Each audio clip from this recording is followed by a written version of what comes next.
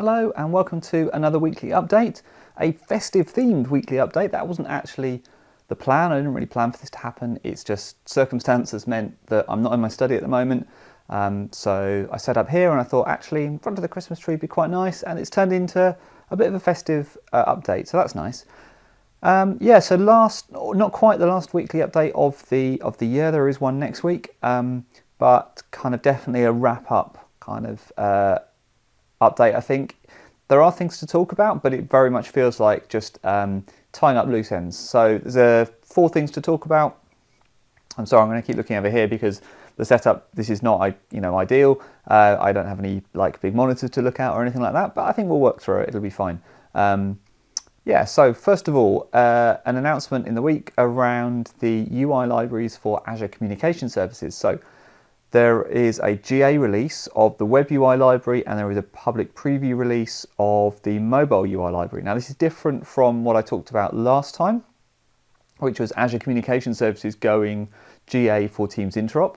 So that is still true. So we now have Azure Communication Services, the back-end technology of APIs and functionality, that's GA. The Teams Interop part that lets you have an Azure Communication Services user and bring them into a Teams meeting, that's GA. What I'm talking about today are UI elements, so UI libraries, and there's the web version of that library for web applications, and that is GA. There's also a mobile library for iOS and Android in each of their respective libraries. That is public preview. So both of these have been around previously in private previews, but now they are either GA or public, depending on whether it's the web or the mobile version.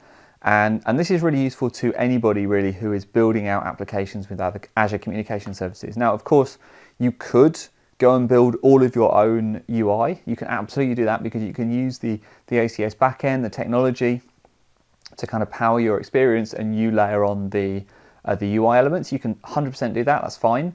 This is if you want to take some shortcuts, you can use some of their UI elements, and they are not prescriptive in terms of they don't particularly force or mandate a particular style or a particular look and feel or anything like that. You can take either the base components, which are kind of individual facets of technology. So for instance, like a participant list or like the video window or something like that. Or you can take what are called composite elements, so an entire chat experience, including all the buttons, the list of chats, all the little bubbles, and the bit where you add in a new one and the enter button, all that stuff, all wrapped up inside an individual component that you can just drop into your application. This lets you build proof of concepts very, very quickly if you don't care too much about the styling.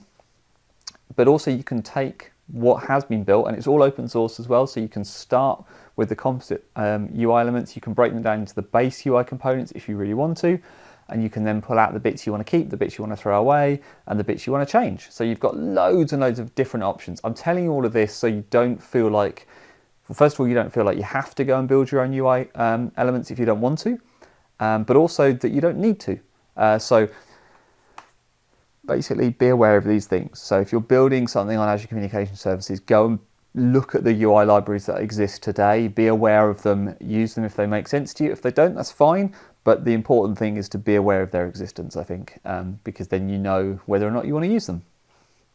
Okay, so that was just kind of wrapping up. It didn't come out quite on exactly the same time scale as the rest of the ACS stuff around the Teams Interop, so just wanted to kind of bring it to your attention. It happened a little bit later, so was worth calling out, I think. Okay, next up, nothing to do with Teams development, but I know there's a lot of overlap, and I know people keep asking me about this, so I did want to talk about it, and that is to-do and tasks and an API around that. There is a new public preview for to-do tasks API, a API that will let you create, read, update, delete, organize, and manage your tasks. And by tasks, I mean the ones that live in Microsoft Graph and in the kind of Microsoft ecosystem, the ones that you see in the Tasks app, the ones you see surfaced in Outlook. Microsoft are kind of working to unify, or have already done a lot of work on the back end to unify tasks into a single kind of catalog, if you like, a single storage place, to have one type, one repository of tasks. That's the word I was looking for. And now there's a nice API that developers can use to interact with those. This is useful if you want to do anything with tasks. You could build a task manager, your own task manager, using these APIs if you really wanted to, and then just pull in the tasks from out and use the tasks API as your storage mechanism, for instance. Or you could, in your own application, you could maybe surface a user's existing tasks to them. You could use this to add tasks. So if you've got a third-party application and it involves users needing to remember to do something, maybe you could just add a task for them if you had all the right permissions and all the rest of it. So lots of different options for what you could do there. But anyway, there's just worth knowing that this is now in public preview. It's previously been in private preview, which is kind of the same as public preview, except that not everybody can use it. You have to apply to be in it. Microsoft will validate you. You may not get in. They may limit the numbers, etc., etc. Public preview is kind of open to anyone as long as you're happy with the fact that it's not yet GA. So no reason not to use this for kind of development and testing, building out applications. I would steer clear of it probably from production because it is still preview. It is going to go GA at some point. So if you're building out an application, totally makes sense to use this to get a feel for how it's going to work, or get your application ready, anything like that. So there's a blog post I'm going to put a link to that's got some illustrative API calls that you can use, and also has the link to all the documentation. So maybe a fun Christmas project, go and build something using the new To-Do Tasks API. Next thing I want to tell you about. So this was a bit of a surprise. Wasn't expecting this, didn't know it was coming, so this is a new PowerShell command called Set-CsUserCallingSettings, and this allows you to set a user's call forwarding status, so like a simultaneous ring or call group settings. I'm only bringing it to your attention because it's come up in the past for me. So back in the Skype for Business days, this was something that C4Util would do, and it was always a bit of a pain point. And as developers, it was always a thing that we were asked to try and somehow automate, somehow provide a programmatic method of allowing or updating users' call forwarding settings and SimRing and group settings. And now there is a PowerShell-led way of doing that. So if that sounds interesting to you, if you're an IT pro and you want to do this on the Teams world, then go check out this PowerShell new commandlet called Set-CsUserCallingSettings. I'll put a link to the docs page for it. That's it. New PowerShell commandlet. So kind of welcome, I guess. It's been a long time coming. But good to see, I don't believe that there's any API-led way to do this. From kind of experience, I'm pretty sure there isn't any way of doing it. You'd have to do it in the PowerShell. So again, it's better that it's better than nothing that there is a PowerShell command to do it. It would be great to have an API mechanism for this as well, just to give the parity, because otherwise you end up in this weird space where developers are either calling the APIs or they're having to kind of manually call PowerShell. And that's not great either. So, or programmatically call PowerShell is what I mean, in like a PowerShell run space, and that's just messy code. So it'd be much better to do it through an API, I think. So that's that. And then just the last thing I want to leave you with isn't particularly it's not particularly specific to Microsoft Teams or Teams development, but I'm pretty sure it's going to impact every single person who does anything with Teams, does any development, does anything on Windows, in any kind of vaguely technical way. And that concerns what happens when you do start and R for run, start run, and you type CMD and press enter. Because that is a thing I do multiple times a day. It's burnt into my muscle memory, and I imagine that is probably true for lots and lots of other people as well. Now, that command line application, the console, is being replaced. So this is a story that Mary Jo Foley has, and it's being replaced by the Windows Terminal app. So I've talked about the Windows Terminal app before. It's been on weekly updates previously as a thing to go and check out. It's been around a while. It's come out from, it was started off in a very early state. It's iterated quite a lot. It's now kind of out there. It's I think it's installed by default. I want to say on Windows 11. I might be wrong about that.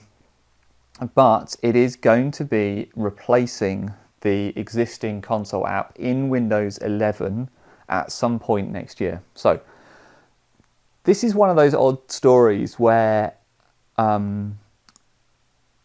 like there's no reason not to say this is a good idea. Like, I prefer the Windows Terminal app to the console app. It is more fully featured. It remembers my settings. It's much easier to bounce around between PowerShell and the CLI and various other kind of experiences, like what are they called? Shells. I like it in kind of every way.